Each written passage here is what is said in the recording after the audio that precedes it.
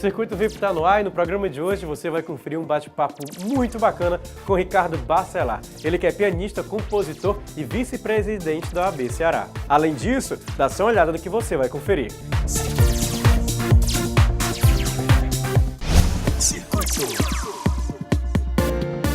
Bom, agora eu converso com Ricardo Barcelar. Ele que é pianista, compositor e vice-presidente da OAB Ceará atualmente. Primeiro, Ricardo, muito obrigado pela sua presença no programa. Obrigado a vocês. Agora sim, foram quase 15 anos falando agora sobre sua trajetória musical, sem gravar. Me fala o que te motivou a voltar aos palcos, a voltar ao estúdio.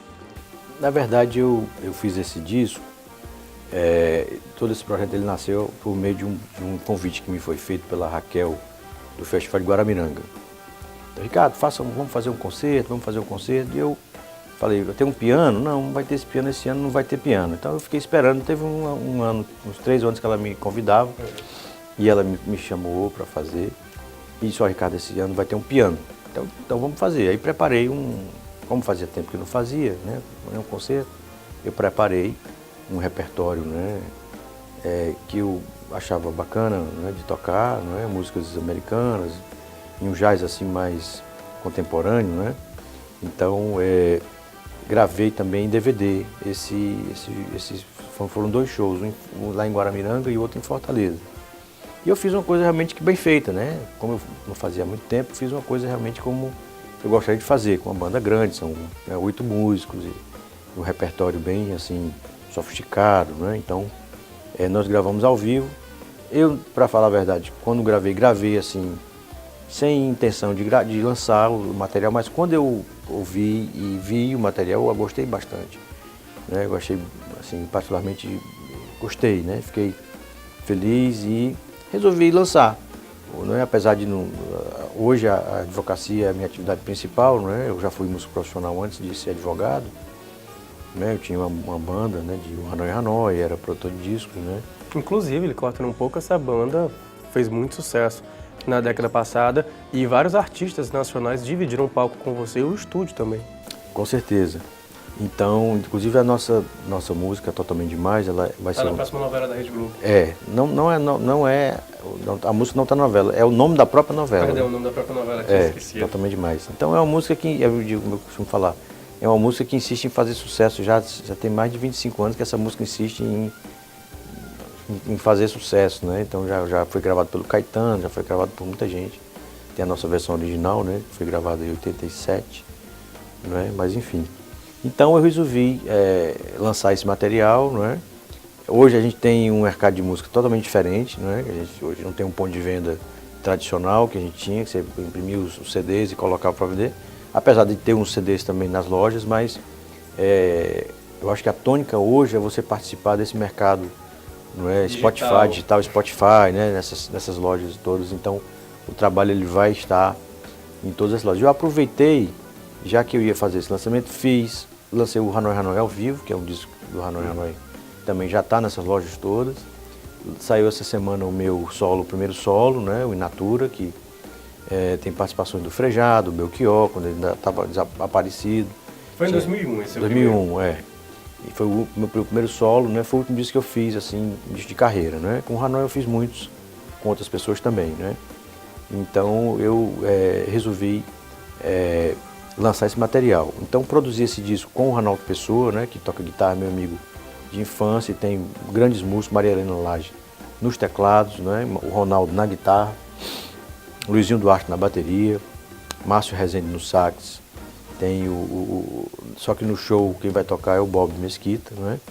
Temos aí o Niquer dos Santos no baixo, tem o Otto Júnior na percussão e o Max Vinícius Cardoso no violino. Então é um trabalho assim, tem músicas minhas e músicas também de outros compositores e na verdade eu fui buscar músicas que eu gostava de ouvir quando eu era adolescente e tal.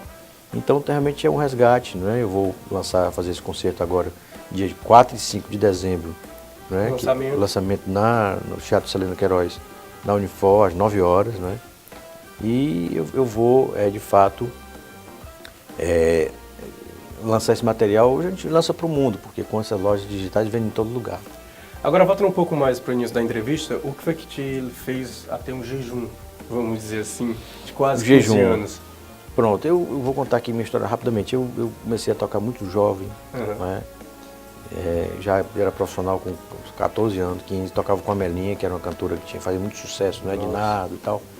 Então, com a Melinha eu precisava ter autorização de juizados menores para viajar, né? Então já trabalhava como desde pequeno, desde gripe, né? E já ia em Fortaleza, fiz os primeiros discos que foram gravados aqui, né? E trabalhava fazia publicidade, trabalhava com um monte de coisa. Fui para o Rio, né? Trabalhei num programa que tinha de sexta-feira, chamava Globo de Ouro, que era um programa que tinha às 10 mais da semana, só que aí tinha toda sexta-feira. Foi um programa que fez muito sucesso na época dos anos 80, 90. Creio que esse programa está de volta agora, até no canal fechado, né? Relembrando alguns sucessos. Né? Isso. Então a gente era contratado, o primeiro emprego no Rio foi esse emprego lá no Globo de Ouro. Então, e tinha o Hanoi Hanoi, que era uma banda que já existia, ela já tinha estourado, e eles viram um trabalho que eu fiz e me convidaram para entrar para a banda. Aí entrei para a banda, né? Foram 11 anos de banda, nós fizemos... Você morou 11 anos no Rio de Janeiro 11 anos no Rio. E fez por cerca de 200 concertos por ano com a Mas banda. a média era essa, era muito show. O Hanoi Hanoi era uma banda de fazer show, né? Então, em 98, a banda já tinha feito, era uma banda assim que tinha foi muitos anos fazendo a mesma coisa e a gente resolveu parar com a banda, né, em 98. Hoje somos grandes amigos e tal, mas a gente realmente passou um tempo. Quando você tem 20 anos, é muito bom você ficar o tempo todo viajando, mas depois dos 30 você já fica, né? Então, quando eu fiz 30 anos, eu já estava desconfortável com aquelas vidas de você ficar todo tempo viajando. E me formei em Direito, e comecei a advogar, e o tempo foram passando, aí me casei, tive filho, não sei o quê, e sempre tocando em casa, né? Sempre compondo, né, e tal. Sempre tenho um estúdio em casa, mas não fazia um concerto aqui, lá, 2 em 2 anos eu fazia um. Mas teve uma hora que a vida me deu, assim, essa cruzeta que eu fiz esse show e tinha esse material que eu gostei muito, sabe? A minha mulher falou para mim, olha, você tem que lançar isso, você nasceu com esse dom, né? Você não pode jogar isso fora, né? Então eu, de fato, agora fiz realmente um trabalho para o mercado internacional. Né? Não pretendo ficar fazendo show e tal, porque não tenho tempo de fazer, a advocacia é a minha atividade principal, né? Mas eu queria fazer uns festivais de jazz aí fora do Brasil e tal. E fiz o disco todo em inglês, né? Em português e inglês e tal, toda preparado para o mercado internacional. Se você me falasse um pouco mais sobre as influências. Eu li no seu release que foram o jazz dos anos 70 e 80 que te influenciou nesse novo trabalho. Porque a gente tinha nos anos 80, especificamente, quando você pensa em jazz, você pensa às vezes naquele jazz dos anos 50, né? Aquele muito assim, né? Muito cool, né? Muito assim, ou então naquele jazz assim meio nervoso, né? Muita nota, né? Muita gente solando. Aí, mas tem uma época dos anos 80 que chama Fusion, que foi uma fase, né? Que o jazz ele misturava com outras coisas. Era um jazz assim que misturava com rock, misturava com música pop, né? Então foi uma época muito criativa, né? E que tinha uma sonoridade muito analógica, dos teclados analógicos. Então tem toda uma sonoridade específica que eu fui me inspirar. E que hoje, assim, que depois ficou, assim, na época, ela abriu muita porta, né, influenciou muita gente, né? E guitarristas, assim, por exemplo, eu gravei uma música do Pat Metheny, né, que é um guitarrista americano. Gravei uma música do Chick Corea também, que é um pianista americano também muito bom. Gravei obras do Yellow Jackets, né? Gravei músicas também, música brasileira, música do Egberto Gismonti, gravei, né, Tom Jobim, né? Gravei. O repertório realmente é muito interessante, né? E ele faz esse passeio, né? São músicas que eu realmente fiz esse disco, assim, um disco que eu gostaria de comprar, né? Caprichei muito na parte técnica, porque eu já fui produtor de disco e acredito muito que um produto ele tem que ser bem finalizado, né? Com a arte bem feita, com a imagem bacana, com a correção de cor, com tudo, né? Acho que um disco, um produto que você possa levar para qualquer lugar do mundo, que ele tenha uma qualidade, né, bacana. Você tocou agora na questão do repertório. Você deu um depoimento também falando que algumas músicas têm uma relação emocional que está nesse disco. Me fala como é que foi a seleção. Porque quando a gente trabalha com arte, a gente tem que ter uma relação emocional com o que a gente faz, né? Senão, inclusive, vai uma forma de a gente botar um pouco de calor no que a gente está fazendo. É um termômetro, no caso. Porque às vezes tem alguns trabalhos que são mais frios, né? Você vai, de repente, construir sei lá, você tem alguma atividade X ou Y que ela não precisa muito de emoção. Você precisa simplesmente fazer e pronto.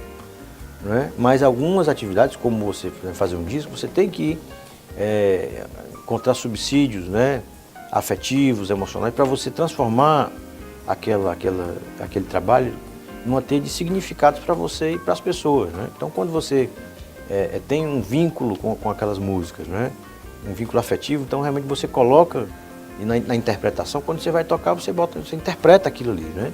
Então, quando você interpreta aquilo, você tem realmente uma conexão afetiva e emocional, e isso transpassa para dentro da música. Por isso que você ouve a música e vê, poxa, mas a pessoa toca ali com certa paixão, né? Porque realmente existe essa paixão, é verdadeira, né? A gente não inventa. Né?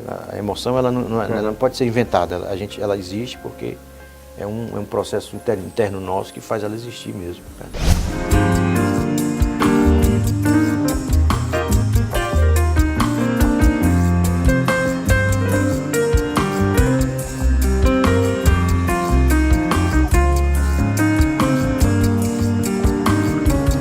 Agora, Ricardo, voltando um pouco mais atrás, você começou a carreira bem cedo, aos 14 anos já viajava com a Melinha e outros artistas. Me fala como é que foi as tuas primeiras influências musicais.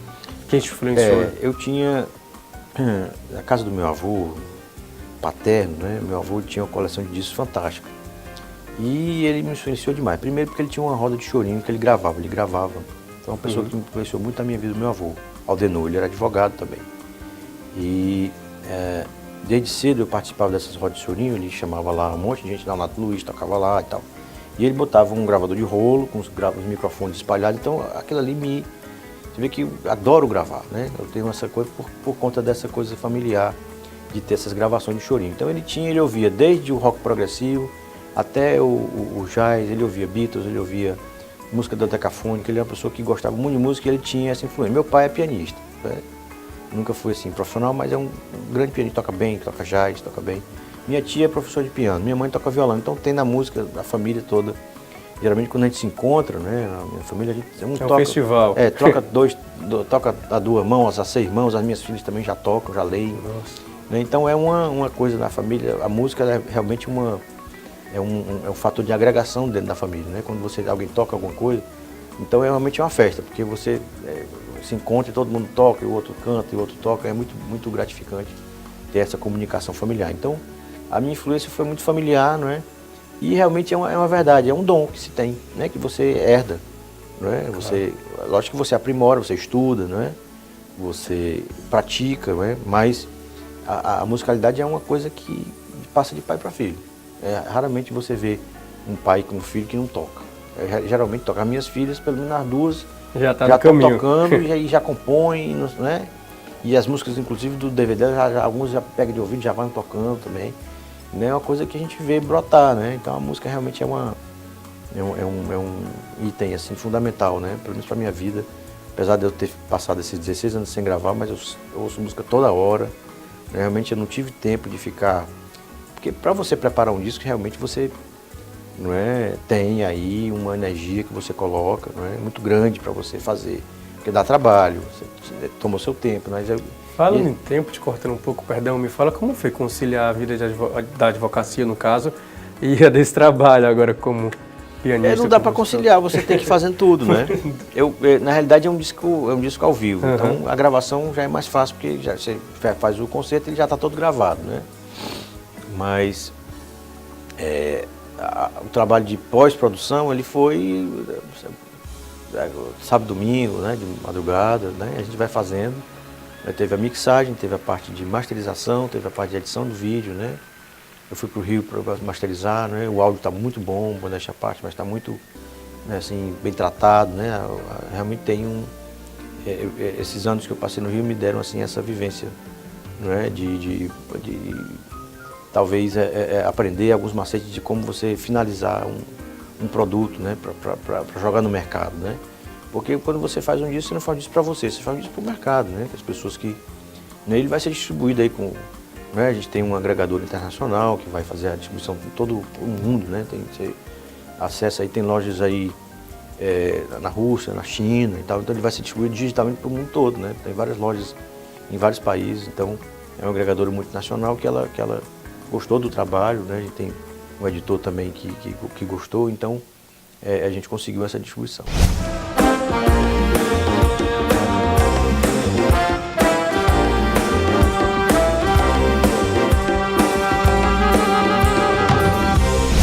Ricardo, mais uma vez, muito obrigado por ter vindo aqui. Relembrando só uma vez, é 4 e 5 de dezembro, não é? 4 e 5 de dezembro, no Teatro Celina Queiroz, às 21 horas. O ingresso pode ser comprado antecipado, já estão à venda no Teatro Celina Queiroz, no Centro de Convivência da Unifor e no site ingresso.com. Ok, muito obrigado mais uma vez. Obrigado a vocês.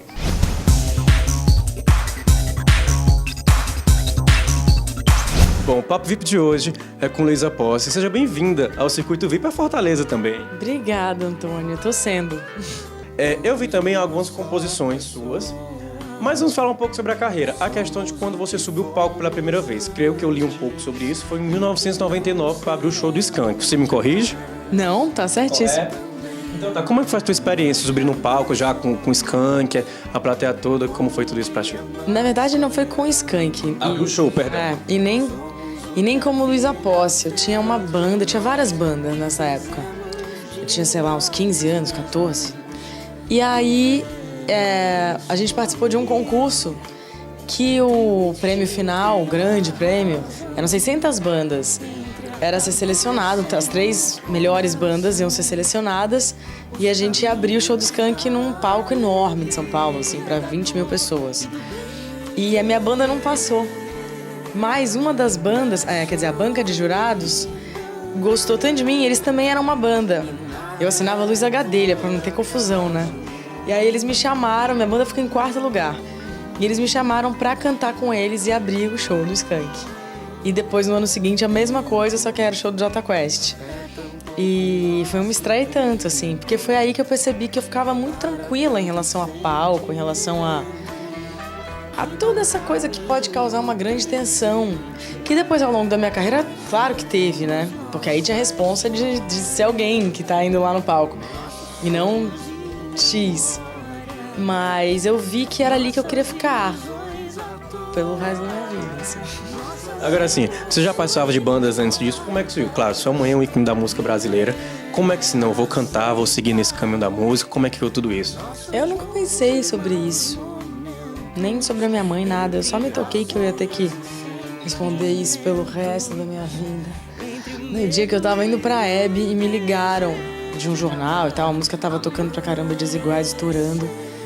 E aí a comparação com sua mãe, isso vai ter isso agora, né, cara? Foi a primeira vez que eu me toquei que isso ia ter, mas a minha relação com a música é muito minha. Se não existisse também, ia ser um grande problema na minha vida. Claro que tem, né, biologicamente influência da minha mãe. Mas não foi uma coisa que eu puxei minha mãe e falei, escuta, quero cantar. E aí, se vira. Não, eu avisava, tem um show em tal lugar, se quiser ir. E assim eu fui indo. Agora falando sobre esse novo CD, que no caso é o 7º, que o nome quase saiu 7º por causa do Danilo Gentili, eu vi essa entrevista. Como é que foi isso? Fui lá um dia e pela primeira vez eu não sabia o nome de um disco, porque todos os meus discos têm frases enormes, o nome e tal. Nunca foi o nome de uma música, só eu sou assim. E aí ele, e aí, você tá lançando o disco? Eu falei, eu vou começar a gravar o 7º. Ele, como chama? Não chama. Ele tem o 7º, tem o 7º. E aí os meus fãs, o pessoal da minha rede começou a chamar de 7º. Até que um dia eu vi que já tava na mixagem, já tava quase indo prensar. E ele era 7º pra todo mundo, a gente se referia a ele no projeto, em tudo. Aí o cara, não é possível não, que o nome do bicho vai ser 7º por causa do Danilo Gentili. Não acredito nisso. Aí um dia o Dade, que foi o produtor desse disco, falou, você percebeu que todas as músicas falam ou sobre amor ou sobre tempo? Aí eu, obrigada, Dade. E aí me veio a ideia. Agora assim, nesse disco tem composições suas. Agora me fala, questão de compor músicas. O que te inspira a compor músicas? Ou então não vou me isolar para compor música? Todo esse projeto, essa preparação para isso. Depende muito, cada música vem de um jeito, assim. Mas você se denominar compositor significa que você tem que despender um tempo pra isso, né? E não esperar baixar um santo e, fiz uma música. Isso acontece às vezes. Mas aí você não é compositor, né? Você é alguém que fez uma música. Eu encaro muitas vezes o papel em branco ou passo um dia inteiro sozinha com o violão e vejo o que vai saindo. E muitas vezes é um exorcismo de alguma coisa que você está sentindo e que quando a música fica pronta, você olha e fala... não é mais meu, sabe? Agora já é um sentimento que eu consegui ter algum domínio sobre ele. Agora me fala sobre as participações desse CD, tem Lulu Santos, entre outros artistas. Como é que aconteceu, assim, um convite para que eles participassem desse teu trabalho? Não sei te dizer. O Dade é o produtor do disco. O Lulu a gente estava muito próximo pelo The Voice e pela minha infância toda que eu passei perto dele e tal. A Marisa, por causa do Dade, eu sempre fui muito admiradora do trabalho dela. E ela não é de dar música pra ninguém, então pra mim foi uma honra. Deu uma música inédita dela com a Adriana Calcanhoto, que é uma outra pessoa que eu sempre gostei muito. Que elas têm uma coisa que eu sempre me inspirei, né? De ser mulher, de compor e cantar o que compõe. Então, isso pra mim sempre foi uma inspiração. O Arnaldo tá mais próxima dele, participar, ver ele gravando o disco dele e aí regravar uma música dele. Foi muito bacana. O Erasmo, eu descobri ao longo do processo que essa música que eu gravei, que ele fez um rap comigo, inclusive, ele gravou com meu pai. Meu pai produziu o disco que tem essa música. E por aí foi. Então, quando eu vi, foi tudo se montando a partir de um conceito que a gente definiu pro disco. E foi tudo as peças foram se encaixando. Luiz, eu quero te agradecer de montão ter me atendido. Muito obrigado. Até outra vez aqui em Fortaleza, tá ok? Tá ótimo. Obrigada.